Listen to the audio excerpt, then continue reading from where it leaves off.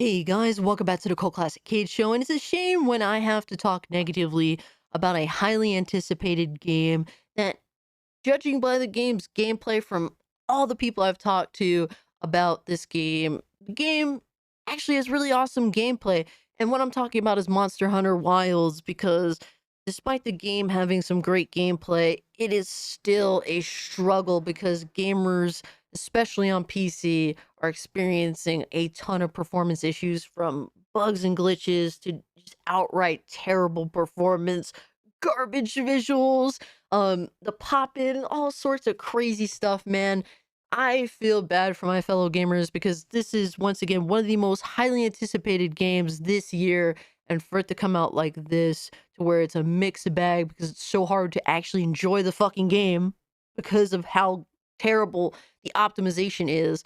It's sad, and that makes me, want to speak up because stuff like this is genuinely unacceptable, especially from a $70 video game. But to get into it, guys, on a Monday afternoon at around 1:30 p.m. EST, Monster Hunter Wilds right now on Steam is sitting at well over 600,000 concurrent players in game, which is really, really awesome, impressive.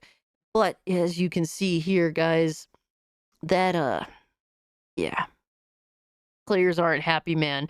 A 52% on Steam of approval is definitely not good. Very mixed reception. And this is a game that has hit an all-time player peak 2 days ago of almost 1,400,000 concurrent players in game. That is an insane number for a game that has not only garbage performance issues, but is a full price $70 video game.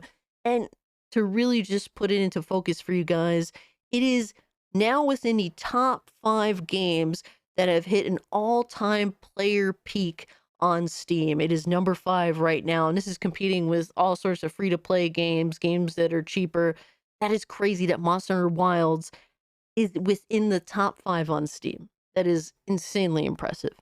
But to get into more of the details, guys, Monster Hunter Wilds devs have polished our game as much as possible, producer says, which might not be very reassuring for PC players experiencing performance issues. What does that mean? That you've polished your game as much as possible, and the game is unoptimized as fuck. A lot of my friends, man, shout out to my boy Hypnotic. He has a top tier PC, and even he's experiencing crashes, bugs, issues. I have friends whose processors are heating up to the point where they can cook an entire breakfast for a family on that little itty bitty micro chip. It is insane, man. One of my close buddies, he he's just constantly complaining that the performance is ass and that he shouldn't have listened to his friends about getting this game day one. A lot of my friends, man, just struggling to run it. And I have a couple of friends too. Just full disclosure, that have said they haven't really had any problems either on PC. Which I mean, shout out to them. They seem to have gotten the better situation out of it all. But yeah, that's just to give y'all my thoughts in turn, well, gathering essentially all my friends' thoughts and just giving y'all the honest, the honest discussion. But many players on Steam have been reporting problems with the action RPG's performance.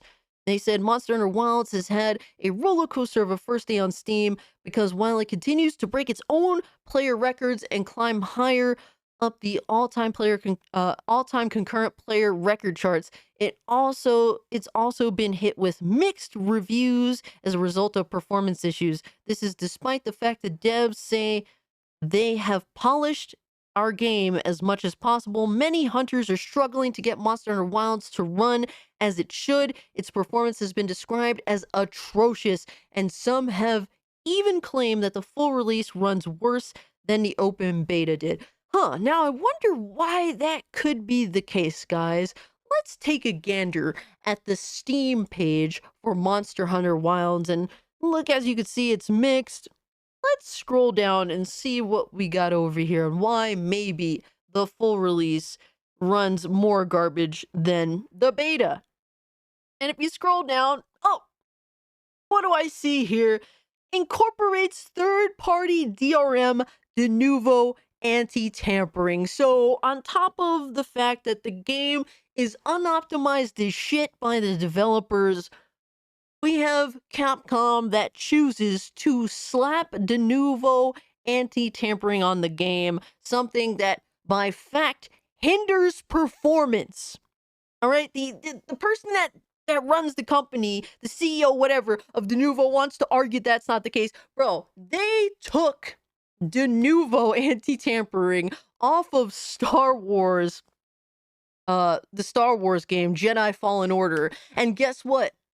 A game that was struggling to run on people's PCs instantaneously became a game that runs pretty okay after that.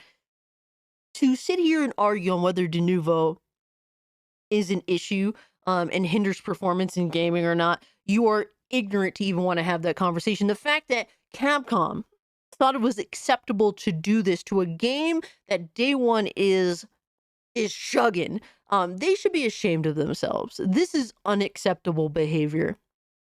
And what's even more unacceptable is that while the devs are saying we polished this game as much as we possibly could, and guys, to take you to the Steam community, man, because apparently modders have already fixed issues with the performance. What are we doing, dog? This completely just makes game developers look like dog shit. And as much crap as I give Western game developers, as they deserve, I gotta call y'all out, Monster Hunter team, man. Because gamers or modders for video games are making you guys look like you don't know how to do your job. And they said the reframework is a mod that dramatically improves stability, higher Recam sad that paid hundreds of devs can't fix this for release, and the consumer is left to fix things. And that's a shame that gamers have to go out of their way to fix a game, right? We have to do this if we want a game that runs to our standard, right? And that's sad, but I mean, the positive is at least like gamers on PC have that opportunity, whereas people on console don't. They just have to accept exactly what is given to them.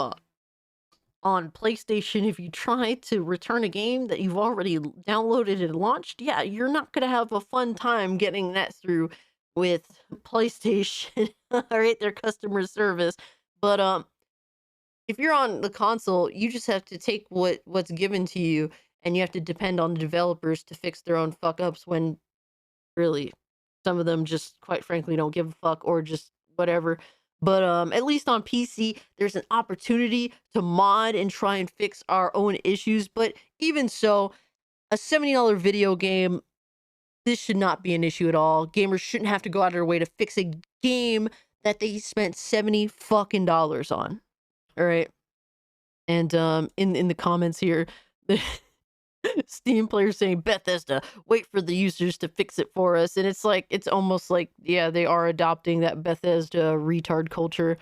And this is lame for the devs. Yeah, it makes the devs look like ass. They should be ashamed of themselves, honestly. I mean, the game seems to be really good in terms of gameplay and all that.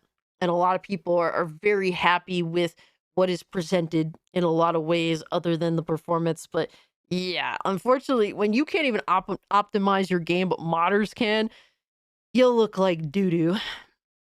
So yeah, guys, for me, I'm a gamer first and foremost, and I don't want to see my fellow gamers struggling with a video game that they spent a damn good bit of coin on.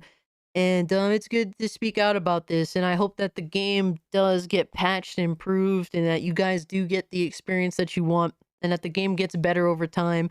And I hope that if you're playing the game right now, despite the performance issues, I hope you guys are still managing to find a good time with the game. But we can't have this, man. It's 2025. What the fuck are we doing? Why are games looking worse than they did last generation and somehow running worse on better hardware of all things? I don't understand, and it's sad. Yeah, guys, let me know what you think about this in the comment section down below. If you can, like the video, share the video, subscribe to the channel, follow me over at Twitter at Mario Kart if you want to continue the conversation. follow my new second channel where I shit post all sorts of insane content, random stuff, fun stuff. We do random streams too. All good stuff, man. It is Goonerfist. All right, so go subscribe to me there. Consider becoming a channel member. Gets you instant access to the Discord. Gets you dope ass emotes so that you guys can assist in making fun of me on Thursday nights, 8 p.m. EST. Come hang out with me and the homies there. And yeah, guys, well, that being said, I'm out. Peace.